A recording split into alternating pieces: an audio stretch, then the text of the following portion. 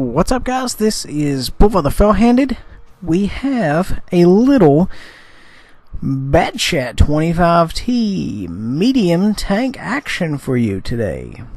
Now, I am with a squad here. We have T-Bone, Zodiac, Giz, and the Lion. So we have a full Bulls Brigade complement of guys.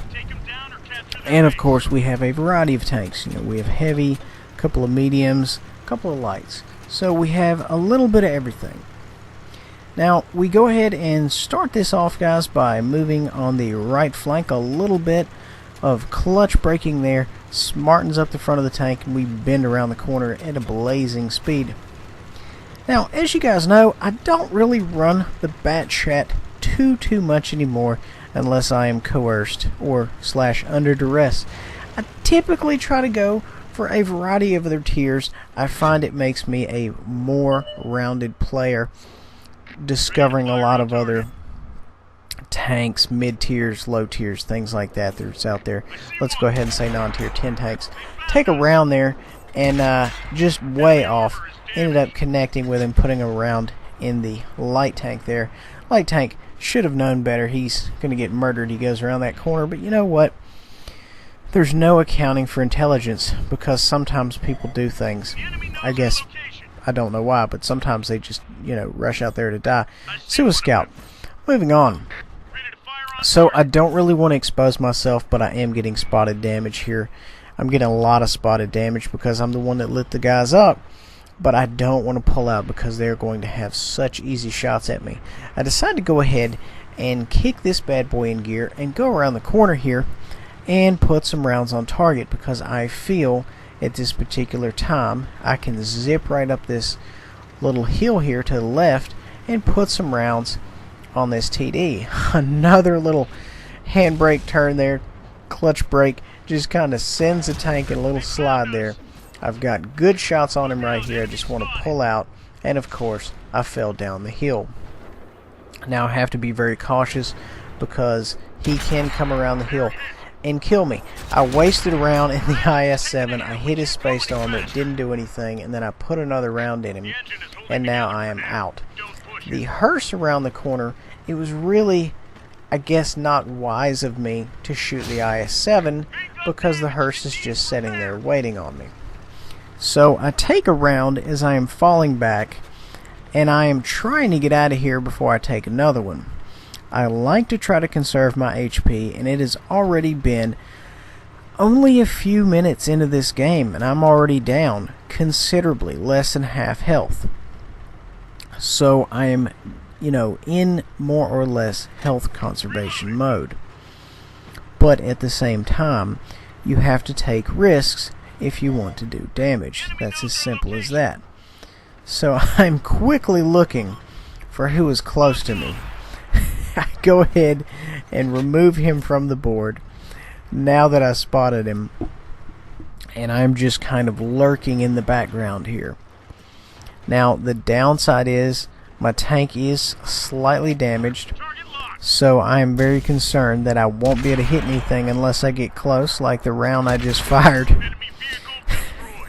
Already used my health kit there, or my repair kit, so I'm concerned that there's not a lot I'm going to be able to hit unless I physically lay the gun on someone.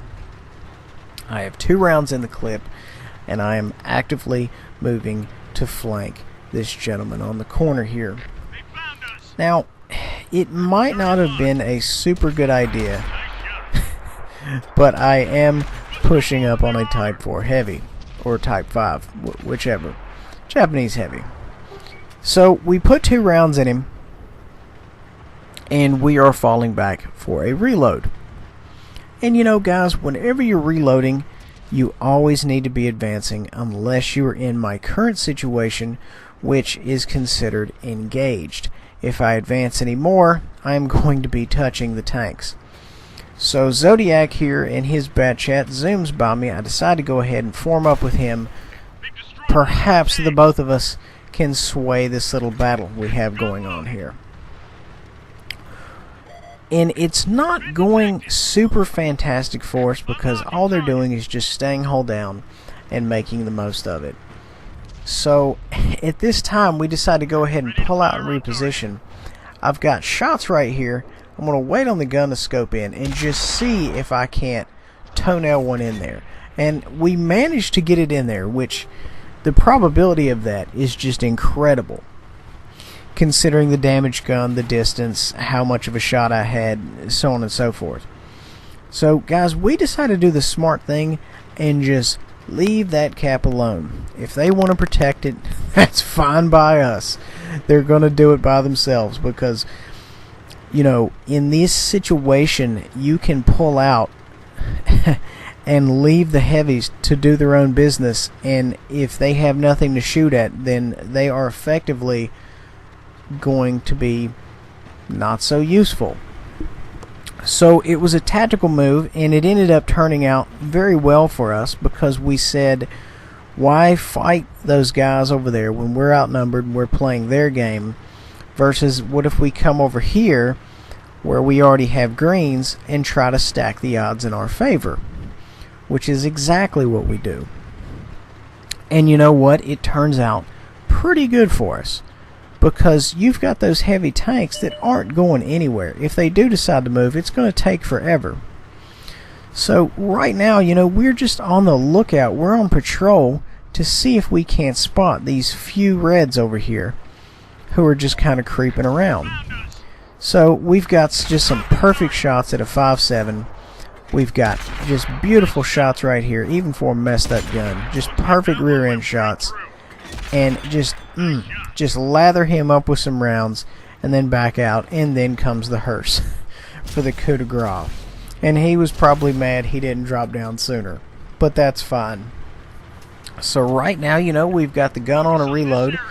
We've done some good damage already, and you've got two vicious bat chats roaming around the field, just ready for anything to happen. Go ahead and e-brake it up a little bit right there. And you know, guys, the faster your tank is, the more fun you can have with the e-brake. Now granted, of course, I've only used it a few times tactically when circle jerking someone, but for the most part, you know, you use it to make slight course corrections that you don't want to have to stop. So we've got good shots here at the side of an E5. We end up tracking him, and then someone else kills him. Zodiac ends up removing him off the board, and I got the points for track target hit. And that, guys, is the definition of teamwork. If you're going to get in here and you're going to run these fast mediums, you know, get somebody that you know. You don't even have to discuss exactly what you're going to do, because you guys already know more or less what you're going to do.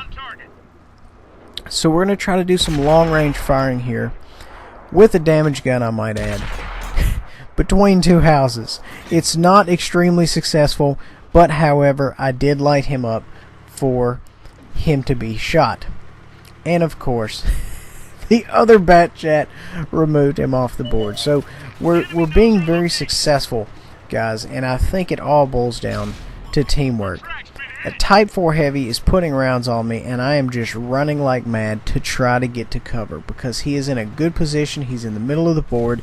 Anything comes through that area, he is going to see it, and he is going to shoot it. So right now I am in, you know, run up on them after they fire mode. I am in big time cowardice mode. And guys, that's mainly what you'll be doing as a medium tank. You don't want any direct confrontation. At least I don't, because that's how you end up getting your health shaved off. If, you know, you are in perhaps a lower tier match where the armor overmatches the guns, then yeah, okay, that's a different story. But in a high tier match, guys, where you're never guaranteed a bounce, to me, you don't want a tank with armor, because it doesn't really make sense. You're not really going to get the most out of it. And that's just my particular thought, because I haven't even seen even heavy tanks reliably bounce rounds in a tier 10 lobby. Moving on, I'm trying to figure out how to drop down behind this guy, because where he is at, I can't exactly get shots on him, and I don't even have a good LOS on him. So my idea is to drop down out the other side and just kind of creep up to him amongst the buildings. Now I'm trying to do this without blowing myself up, and this is one of those random times where I am successful in not destroying my tank. Most of the time, it happens so often it's called pulling a bull. So just, to give you that's how often it happens. So I'm going to try to pull up behind this gentleman and sneak some rounds into him if I can. It's very difficult. I've got a red tone right there, and I'm assuming he's turning his turret right now. I am putting some rounds into him, and we're going to see if we can't get him off the board. It's dicey, and now I am empty, and I think we all know that I'm not going to get another reload. We did it. We won. And this was one of the few Bat Chat games I've played in a while. We did very good. We did 7,600 damage combined. Guys, I hope you enjoy. Please remember to like, subscribe, and share.